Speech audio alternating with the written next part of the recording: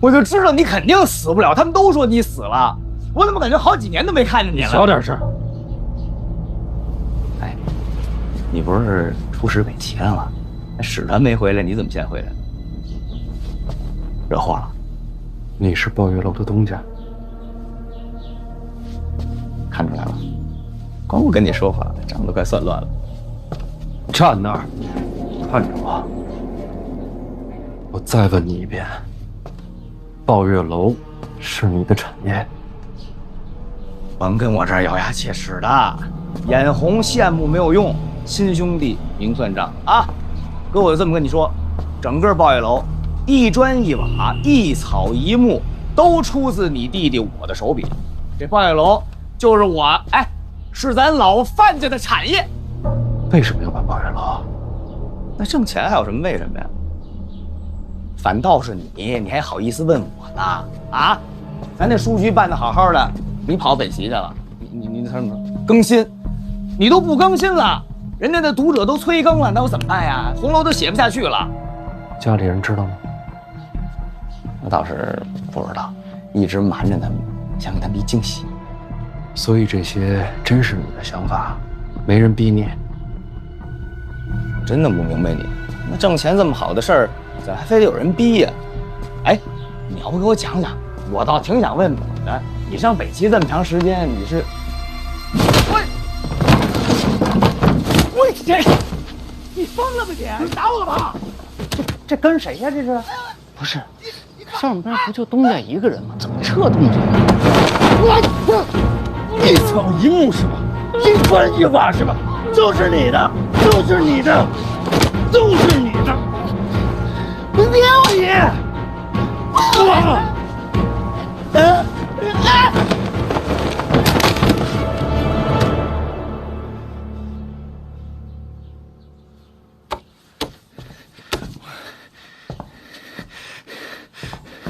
我这不行！范闲，我爹都没下过这么狠的手，你凭什么？抱月楼是你开的？我开的，怎么了？眼红？老金头的事怎么算？什么老金老铁，我都不认识。你别说那我不知道的啊！我早就忍你很久了，范闲，你算什么东西？你信不信我现在叫人上来砸折你的狗腿？哎，我还没叫人呢啊！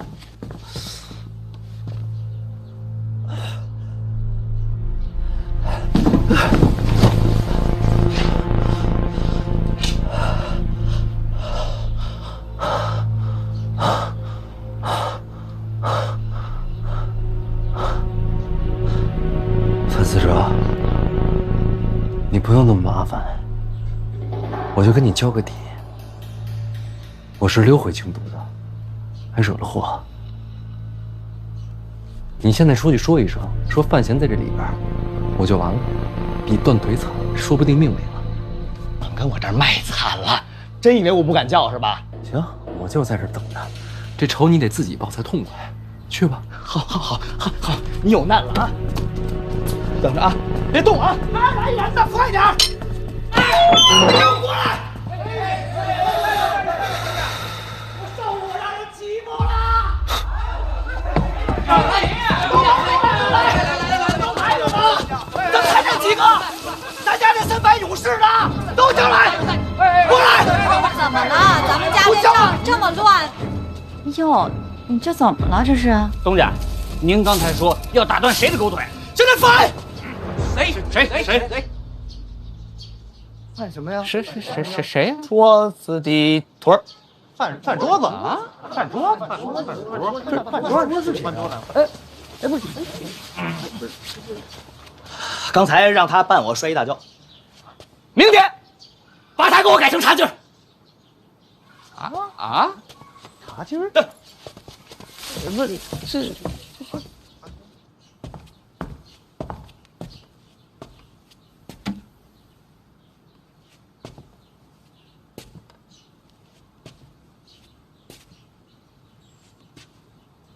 你叫的人呢？你刚才说，我要是叫人上来，你就死定了，是真的吗？真的。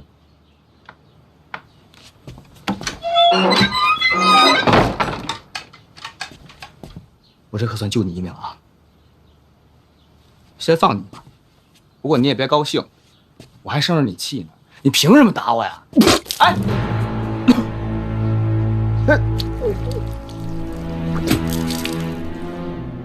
怎么了？没事，我这真气，最近总出岔子，刚打你的时候一急，就乱了。说你这么着急干嘛呀？不好意思啊。我不好意思什么呀？滕家母子是你抓的？什么？谁？滕子京遗孀。抓哪儿？抓抱月楼来了？不可能啊！这老滕跟我关系也不错呀，我能干这么缺德的事儿吗？你不知道？不是，谁跟你说他在我们这儿的？有证据吗？有人看见了。我问问啊，回来。逼良为娼的事儿，你知道吗？你胡说什么呢？哪儿跟哪儿啊？我们抱月楼是个风雅之地，不是青楼吗？你气死我了！我好好跟你说吧。你是以为抱月楼是青楼啊？你想啊，要是在京都开青楼，老牌的青楼就3、5家，咱们再干这根本就不新鲜。咱们又刚刚入局，跟人抢生意怎么抢？所以必须得另辟蹊径。况且退一万步说，咱们老范家的孩子开青楼，传讲出去，爹不得打死我？那刚才那么多姑娘都是假的？那是真的，不是，但绝不是你想象的那样。你别想歪了，他们不是做那个皮肉生意的。我找的这些姑娘啊，一个个必须得是知书达理、多才多艺，琴棋书画呀、诗词歌赋，样样都得精通。毕竟以色于人，终为下乘。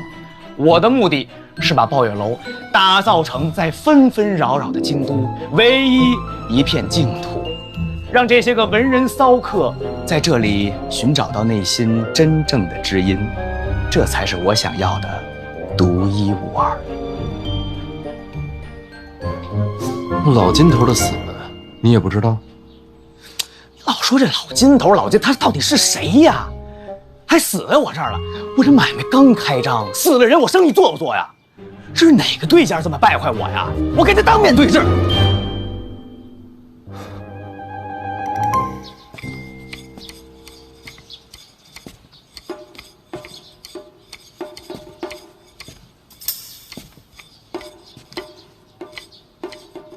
就没什么人进过东家的房间？没有就这么自己摔了？啊。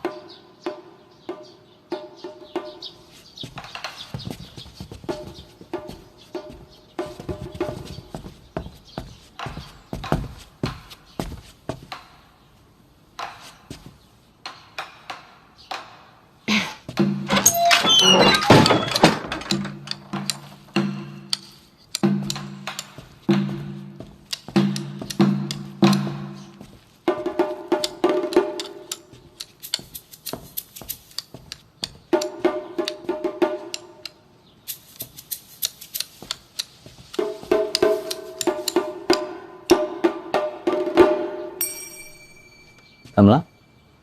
看看你伤怎么样了？你半天也没看啊？这不得找会儿吗？万一打扰着你。行了，并无大碍。走吧。不用送了。哎，需要我？确实需要你。哎，你说等会儿了啊。我刚才仔细的想了想你说的那些个谬论，倒是还有几分道理。少爷，我自己坐在这儿看账本吧，确实是有一些无趣。你看，这一跤把翘儿给摔开了。成长了，哈哈。这个刚才那儿有一个个儿挺高的弹琵琶的那个姑娘，还在吗？把她叫上来，给我弹奏一曲，我欣赏欣赏。红袖添香再好不过了，光要琵琶吗？来一套乐器。多的不要，只要琵琶。等我，不用送。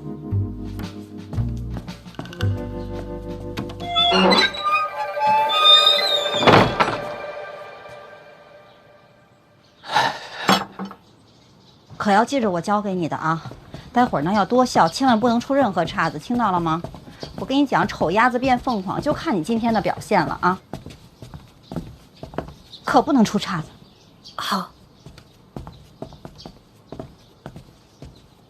我看挺好。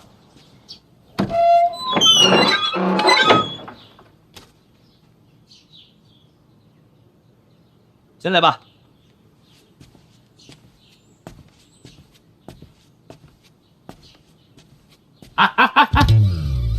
你干嘛呢？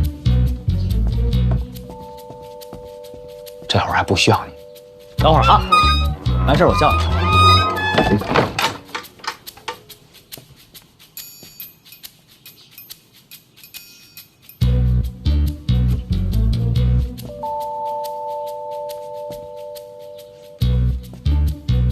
嗨，被你发现了？我就猜到了，夏夏。不送了。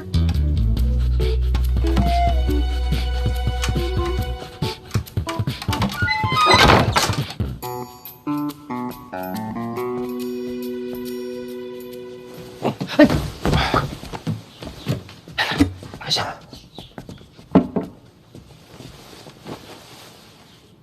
是他吗？桑文，桑姑娘。哦，桑姑娘。我问你一个事儿啊，这抱月楼到底是什么所在？自然是青楼啊！怎么能是青楼呢？你是东家，你不应该清楚吗？哥哥，这个我是真不知情，这都是袁梦一个人操办的。你自个儿的买卖，平时自己不来。我只有查账才过来，平时我也不过问。哎，我又不喜欢唱跳。我问你啊，三姑娘，那这个地儿逼良为娼是真的吗？人就关在后院。哥，我一定给你严查啊！明查呀？那可不我查了，我被骗了呀，我也是受害你者。是东家，你查说得清楚吗？哎呦，我说得清死。我说你们俩查，你坐近点行不行啊？折腾谁呢？反思者，有耐了是吧？啊，一砖一瓦，一草一木都是你的，你的产业。哥，其实吧，我承认刚才我说的有一点点吹嘘的成分。说吧，在哪儿雇的这个圆梦？哦，他不是我雇的，你不是东家吗？东家不止我一个，还有谁？咱们最近赚钱了吗？自然是赚了。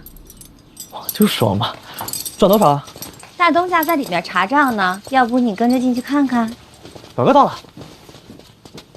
表哥，这二东家管你叫表哥啊？他是我娘家娘那边的亲戚。哪家的孩子？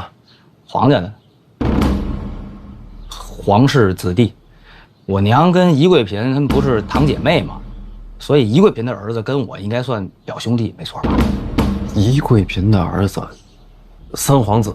哎，我表弟啊。小范大人，要不我先出去吧？哎，干嘛呀？我不敢听了，我怕知道的越多，活得越少。你还是先坐吧，该听的不该听的你也都听见了。啊，已经晚了。啊。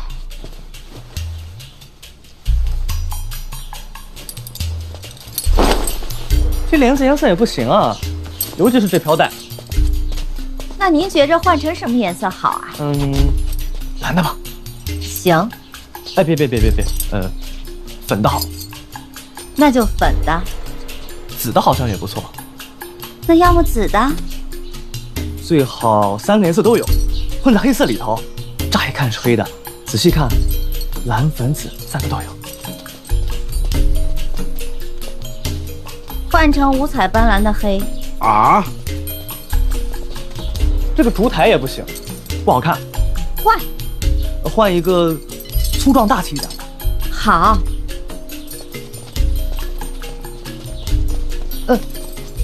还得带一点儿细小精巧的感觉。画又粗又细的烛台。二东家，大东家在上面查账呢，您要不要也上去看看呀？不急不急，开着抱月楼啊，赚钱不重要，最重要的是赚钱。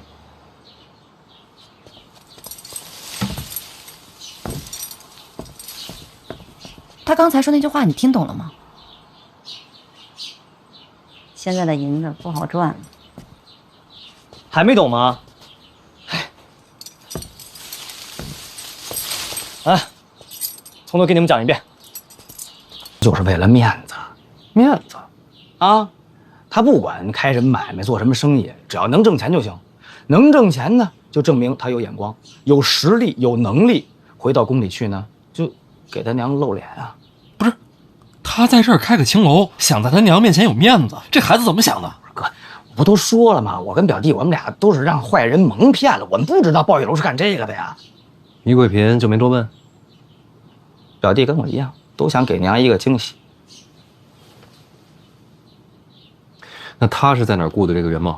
我是真不知道，你老揪着这圆梦不放干什么呀？你还没明白？这个跟这个颜色撞了吗？这红的，你把它改成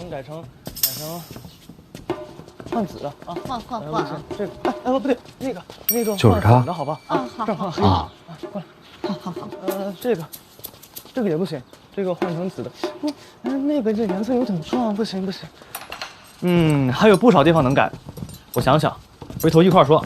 好，哎，表哥在上面呢，大东家细心，一个人在上面查账，他一个人查账。还有唱曲儿的陪着。表哥一直不喜欢听曲儿。走，去看看。你慢着点儿。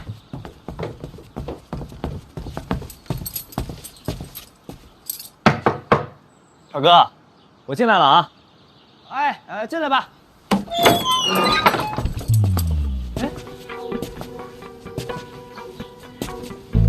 不是听曲儿吗？怎么你唱上了？你不说我还不生气呢。你们这怎么教育的呀？啊，这弹的还没我好呢。回去再练练吧。啊。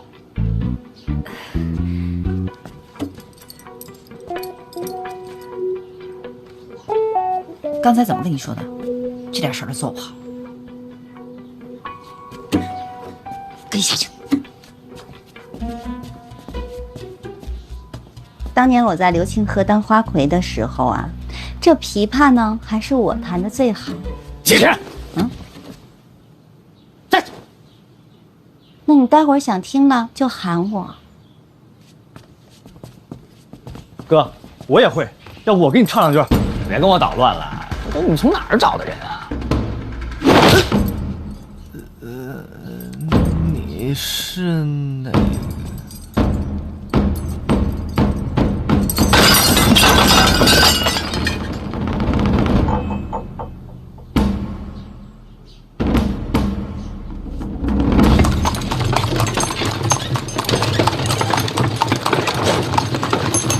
这人是都到了呀。谢谢啊，到了。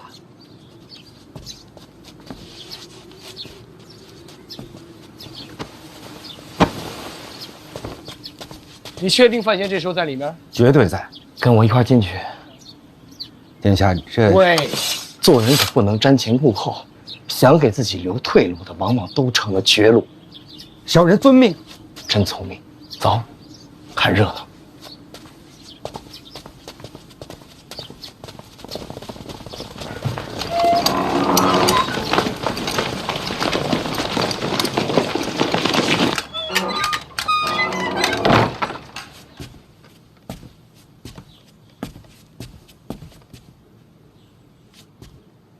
你把他咋样了？晕了。这就晕了。我好歹也是个高手，哎，那你那真气呢？怎么样了？缓一会儿就好了。啊，那他要是醒了，我咋跟他解释？他看见你了。你说话呀？怎么了？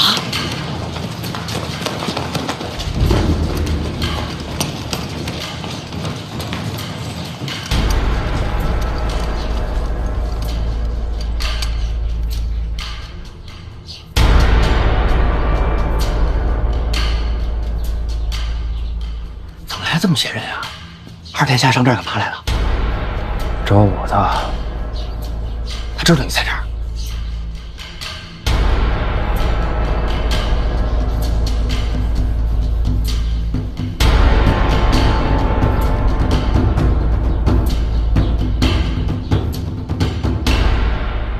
我提个醒啊，这楼前后左右都被围住了，哪儿都去不了，更别想着翻窗上房了。开门吧，迎客。你不是不能见人吗？一扇门可挡不住皇子，开门。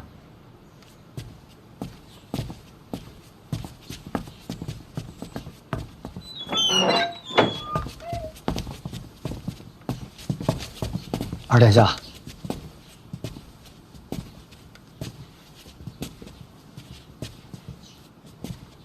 少爷，别来无恙啊！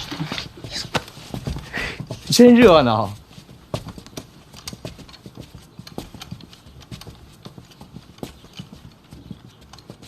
这是，困了吧？睡会儿。这是驴踢的。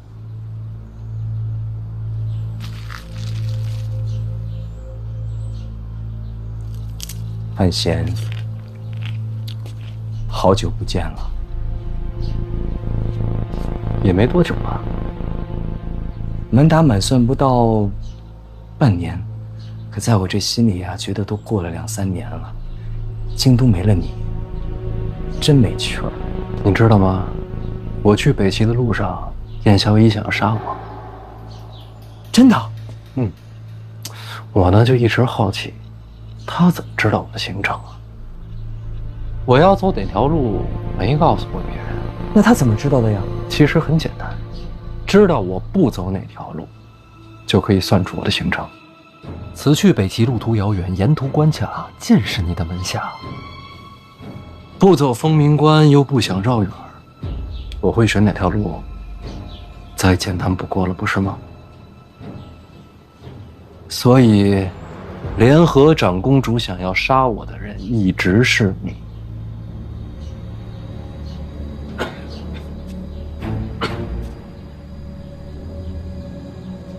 范闲，其实抱月楼私卖人口的事，随便查查就清楚了。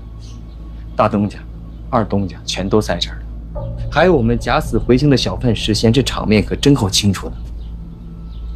是，这会儿说抱月楼跟我没关系，怕是没人信。其实啊，到如今这一步，私卖人口已经不重要了。范闲，你假死欺君，才是实实在在的死罪。不过，我还是要感谢王启年王大人，布局这么久没有他，还真遇不到啊。老王一向办事得力。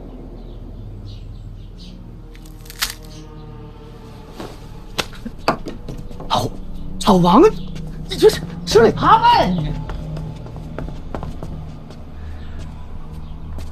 殿下，如今小范大人已入殿下构中，还请殿下履约，将王某妻女归还。人不在我这儿，殿下明明答应了，我说得很清楚，我手里有的都可以给你。但你妻女真的不在我这儿，我想过派人去请他们，但去晚了，人去屋空。人真不在殿下手上，千真万确。哎，你不要慌，等这事儿过了，我帮你寻呢。能去哪儿啊？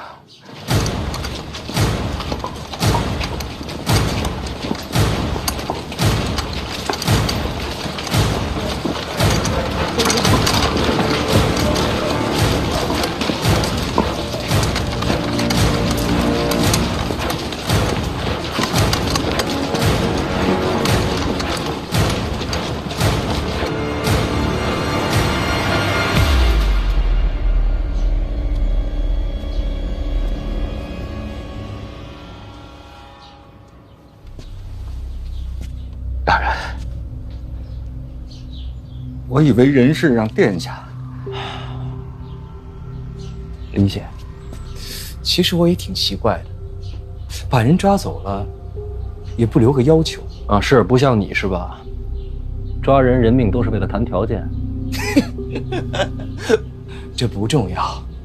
其实到现在，我真的有点被自己感动到了。即便到如今这般田地，我依然想给你一个机会。如果你愿意化敌为友，我立刻放了滕家母子，鲍玉楼的麻烦事儿一笔勾销。到这个时候，还得是你来原谅我。都一样，人生在世，谁没做过什么错事儿啊？放下，放下就好。放下？怎么放下？鲍月楼买卖人口、逼良为娼，这些人受的委屈该怎么算？该怎么算？找你算。他们这样都是你造成的。我不在乎他们，我在乎的是你。只要你愿意化敌为友，这些人不都你说了算吗？两条路，要不然和解，要不然杀你。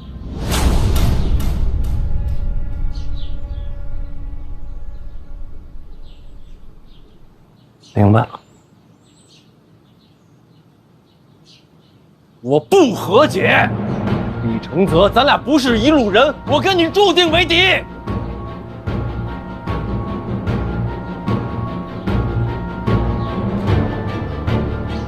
可惜了。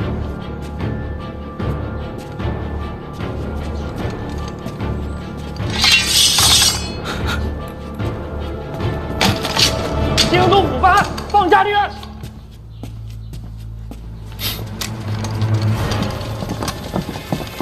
别动！别动！都别动！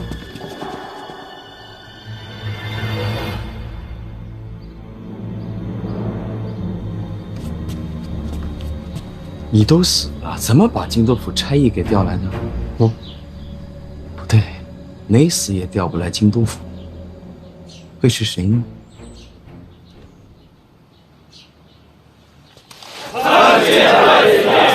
哎，各忙各的，免礼吧。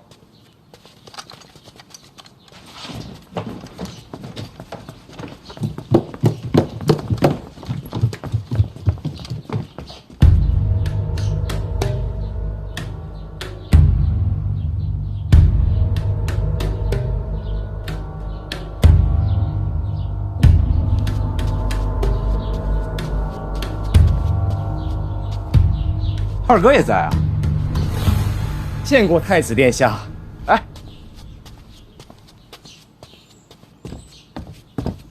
自家兄弟，不必多礼。那咱们聊聊。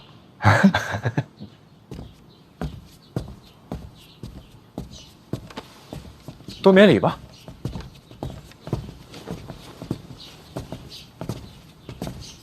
太子殿下。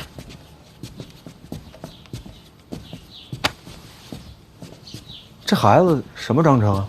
困了，睡一觉。就这么睡啊？孩子长身体，觉多。我小时候也这样，理解。理解个鬼！哎，你这脸怎么回事？驴踢的。嘿，二哥还真是什么都知道啊。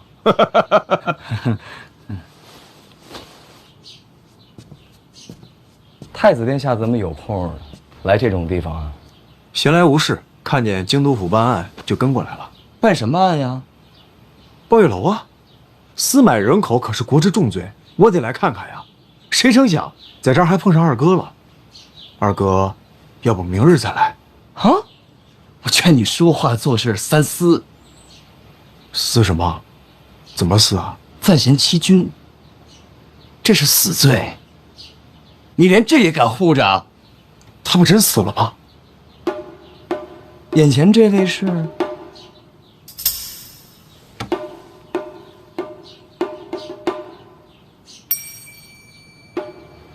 陈二哥，你可别吓我啊！我这眼前哪有人啊？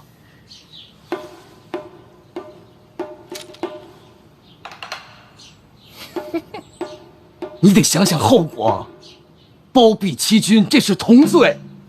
我近日啊，甚是乏累，我眼瞎，我耳聋，我何罪之有啊？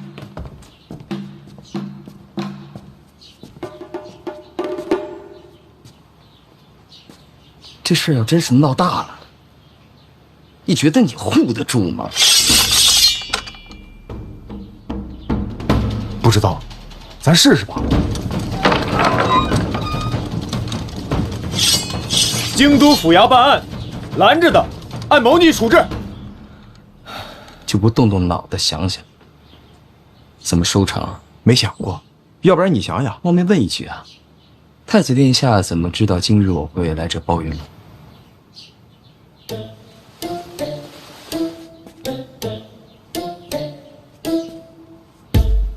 王启年，嘿，殿下，殿下，殿下，这千怪万怪啊，这都得怪我家大人啊！小人本质还是纯良的。范闲去抱月楼了？正是。那你一会儿还得去二哥家。小范大人说了，只要太子殿下时机把握得准，就能把人堵在抱月楼里。范闲这是把自己当鱼饵了，就希望太子殿下钓得开心。连环套，真把我给骗了！这都是我家大人他的心眼儿太多，小人也是勉为其难。要是你的妻女真是我抓的，刚才我都把人交给你了。还好哈，他们母女啊不在您手上，这就安全多了啊。话套得好，坑啊挖得妙。哎呀，小人惶恐，小人惶恐。王启年，你这坑蒙拐骗挺自然，把我都给骗了，平时没少干吧？哪儿有啊！王某一向都是洁身自好啊，主要是被我家大人呐给拐着的啊。哎，二哥，咱这刀都拔出来了，怎么你还聊上天了呀？拔刀？拔什么刀？哦，没拔呀，那就坐下聊会儿呗。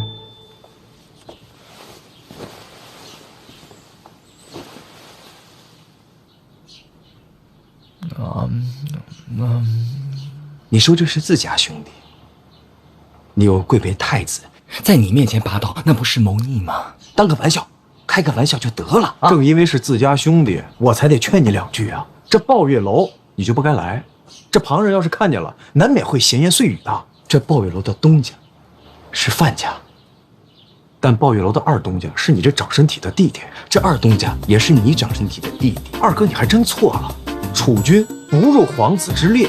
他比我小吧，但他排老三，所以这兄弟啊算不到我头上来。怎么着？今日准备把我给拿了？这话说的，我把你当亲兄弟，出了这门啊，我只字不会提的。那我该怎么回报呢？把滕家母子放了啊！范闲不是不在吗？刚刚是我的心声。哦，其实闹翻了又怎么样？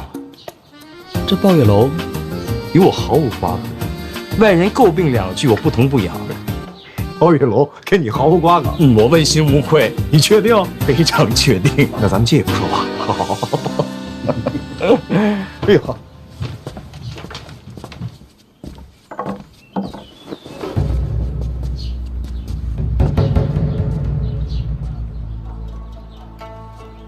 楼下是圆梦吧？他们在说什么都听不见。不知道。别看。曾经流金河的花魁名气不小，如果我没记错的话，应该是洪城收了他。洪城虽是靖王世子，但是我与他缘浅，并不太熟悉。二哥跟他挺熟的，可以说洪城为二哥马首是瞻呀。把话说明白点啊。这个关系呢，就是圆梦跟洪城，洪城跟二哥。铁三角吗？这不是？外人看来，二哥跟着抱月楼还是有点牵连的。有点牵连恐怕不够吧？就怕深究。那要是什么都查不出来呢？人言可畏啊。直说吧，人言可畏，想换点什么？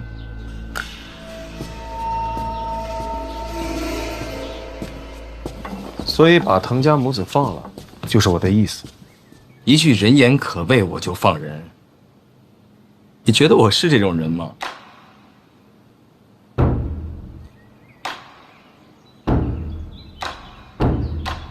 看人真准，我还真是。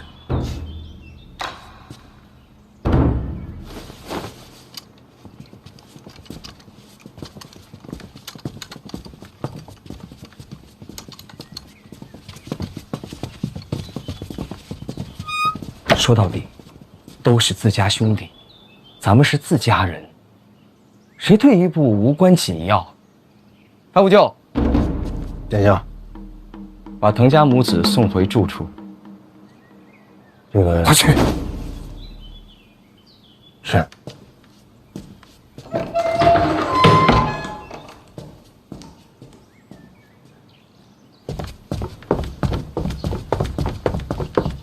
让开！给我让开！让开！还有什么吩咐呀？你放心，人我肯定放，不打折扣。人言可畏，我害怕。那二哥有什么吩咐吗？太子这都到了，我还不低头认输啊？麻烦问一句，能走了吗？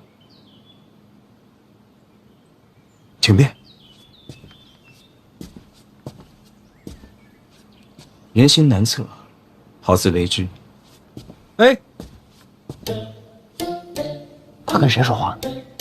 不知道。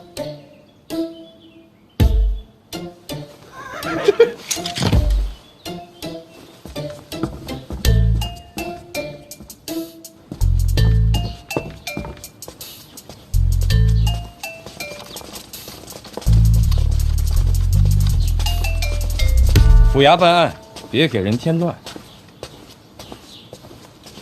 别耽误人家了。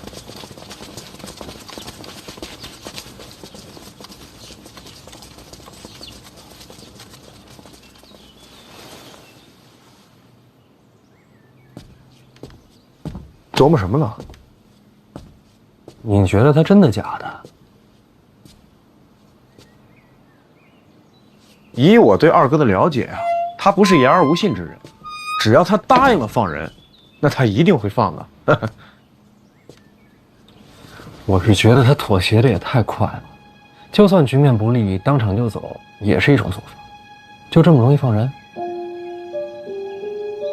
那有可能是就我说的那铁三角，他肯定也觉得说，那外人看来他不可能跟着抱月楼啊一点干系没有，是不是？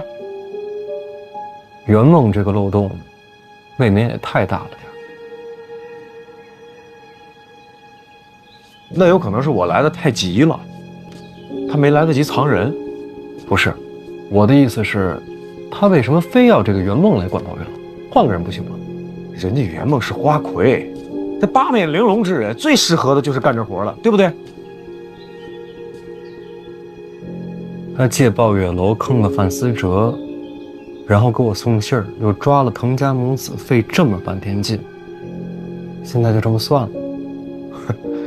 人家本来啊是想抓你个欺君的，谁成想这计划落空了。有没有可能圆梦是他故意送出来的漏洞？